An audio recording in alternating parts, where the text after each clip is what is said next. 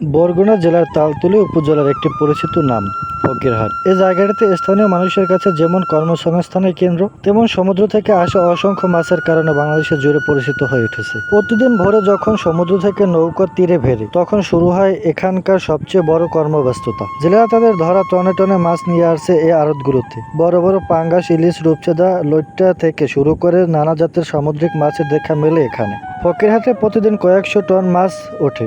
শুধু স্থানীয় বাজার নয়, এখানকার মাছ চলে যায় ঢাকার বড় বড় আড়ত ও দেশের বিভিন্ন প্রান্তে। মাছ পাইকারি কেনাবেচার জন্য এখানে ভোর থেকে শুরু হয়ে চলে গভীর রাত পর্যন্ত।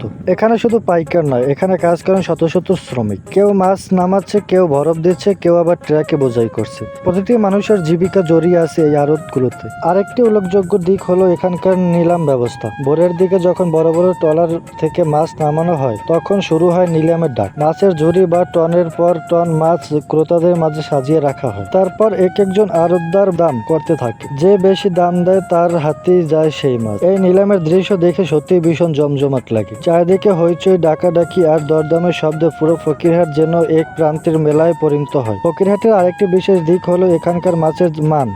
যেহেতু মাছগুলো সরাসরি সমুদ্র থেকে আসে, তাই টাটকা ও সতেজ থাকে। এজন্য ব্যবসায়ীরা নিশ্চিত এখান থেকে মাছ পাইকারি কিনে নিয়ে যান। বরগুনার ফকিরহাট শুধু একটি বাজার নয়, এটি হাজারো মানুষের স্বপ্ন, জীবিকার পথ, মাছের জমজমাট নিলাম এবং সমুদ্রে দান করা অফুরন্ত সম্পদের প্রতিচ্ছবি।